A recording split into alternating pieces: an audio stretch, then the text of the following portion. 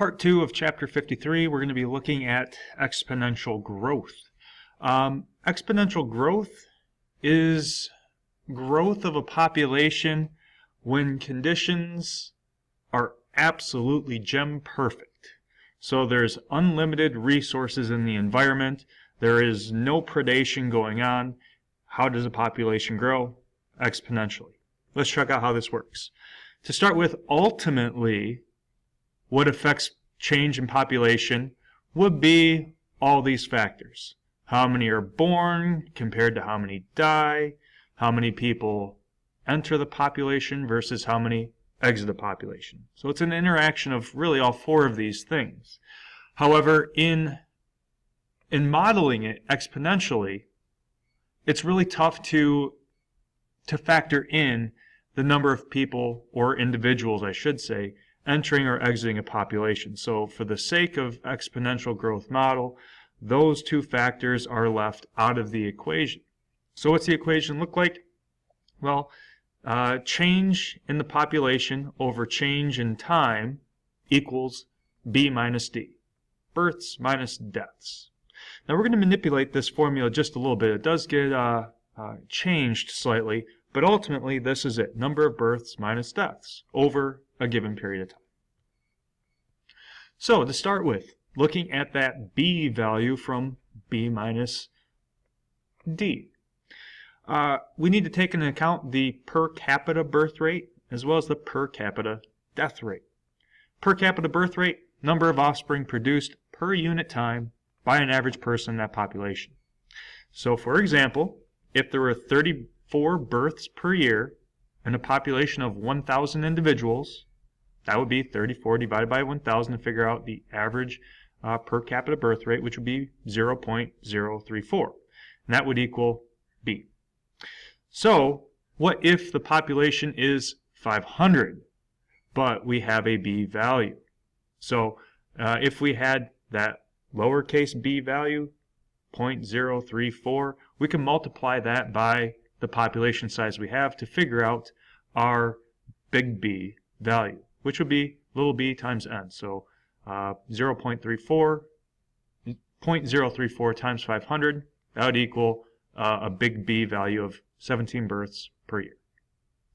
Same thing with the per capita death rate. Calculation of the expected number of deaths per unit period of time in a population of a given size.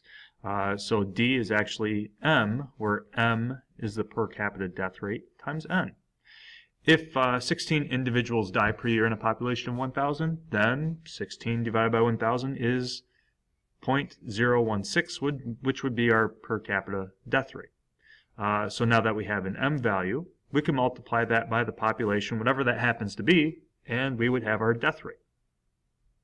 So we can actually rewrite this master equation, if you will, by plugging in what big B and big D really are as little b times n minus little m times n, or the per capita birth rate and death rates. So really, the rate of increase is simply the per capita rate of birth minus the per capita rate of death, which is called the per capita rate of increase. This is denoted by the letter R. So R really is just little b minus little m. If our R value is a value greater than 0, then the population is growing. If R is less than 0, then the population is decreasing. And if R is equal to 0, then the population is said to be balanced, which is called zero population growth, or ZPG for short. So once again, rewriting our formula can be rewritten again. If little b minus m is R, then we can just plug that in for this to create an even more simplistic equation. So the change in a population over a given period of time is the per capita rate of increase times the number of individuals in the population. But this equation is for a fixed period of time, such as 1 year. So that delta t would be for a fixed period of time. And it also doesn't include emigration or emigration. So to express population growth instantaneously or at any given moment, we rip out a little bit of calculus. So our equation is rewritten as this. All that's really happening is we're replacing the delta t with dt as our difference in time. And we're putting our instantaneous instead of just r. Ultimately, the lower this value is right here, the dt, the more accurate and precise our instantaneous value will be. Exponential growth continued. Once again, this is when populations are under perfect conditions and they can just grow and grow and grow and grow without any boundaries. How would we write that equation? Well, it would be R max times the number of individuals. As a result of this type of population growth, graphing it, we would result in a J-shaped curve once we do graph it. And we see that going on right here. This is where we have our max set at 1.0 and what it would look like if we were to graph it if our max was set at 0.5. Either way, we have a J-shaped curve going on. Looking at real populations, this was the case with an African elephant population that was studied. Population starts off low, and it gradually, slowly increases until it gets to a certain point where it just rapidly increases. Bam, bam, bam. This is a result of exponential growth. These elephants had limitless resources. There was really no predation going on. They had no threats. But that's not realistic. I mean, exponential growth, it can be realistic for a short period of time for all populations, but it's not going to be consistent forever. Sooner or later, there's got to be a limit on resources. There's got to be a cap. And that's where we look at the logistic growth model. The logistic growth model is a bit more realistic than the exponential. That's because it includes carrying capacity, or K, which is the maximum population size an environment can hold. Exponential growth, once again, assumes limitless resources, and that's very, very seldom the case. So logistic growth, it shows us the per capita rate of increase as K, or the carrying capacity, is reached. And what we'll see is the population growth either A, slows down, or B, comes to a halt altogether. So if K is the carrying capacity, then K, the carrying capacity minus the number of individuals in the population, would equal the number of additional individuals that the environment can support. So for example, if the carrying capacity is 10,000 and N is 100, then the environment can support quite a few more individuals. So the fraction of K still available is actually rewritten as K minus N divided by K. So what we do is we tack that on to the end of the exponential growth equation to crank out the logistic growth model. Small populations, they do grow in an exponential fashion. So we're going to check out right here what happens as this N value increases. Here would be our population size, or our N value. We're going to start out at 25 individuals. We're going to have our R max value set at 1. That's going to be consistent. And we're going to look at what happens when we have our carrying capacity value set at 1,500, just so we have a number to work with. So we can plug in to this equation right here, 1,500 minus 25 divided by 1,500, we would equal 0.98.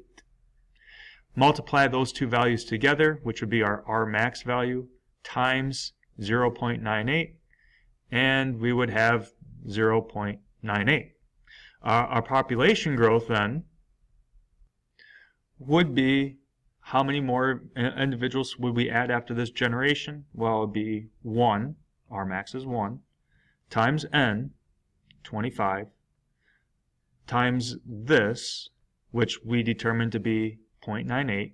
We would get, with a little bit of rounding here, 25 more individuals added to this population. So it would grow. Let's increase our n value a little bit, 100. Going through the same process, we would increase the population by 93. Let's set the population size at 750. We would increase it by 375 individuals. But notice what happens once we have reached that carrying capacity value. This value goes down to 0 and our population growth stops. So let's check out what a graph of this would look like. We would have a region of the graph that would exhibit that J-shaped exponential growth, but it levels out. And a flat line means that there's still a population. The population is set at 1,500, but it's not growing anymore. It's not decreasing, it's not growing. So, as we can see, a population has met its carrying capacity. It is in an environment that can no longer support any more individuals because it has run out of resources, whether that's food, space, what have you. Now here's a more realistic version of what that graph would look like with the generalized line that's placed in it. Populations, what they tend to do, because there's overproduction, is we'll see that rapid increase, but then that rapid increase continues and we end up going above the carrying capacity, and we're up in this region here. Keep in mind, up in this region there's not enough resources to support all these individuals. So what happens? Some die, and we go back down to our carrying capacity value. Now what tends to happen from this point isn't the population, it doesn't stay right at this value. It will go down a little bit, it will go up a little bit, down a little bit, up a little bit.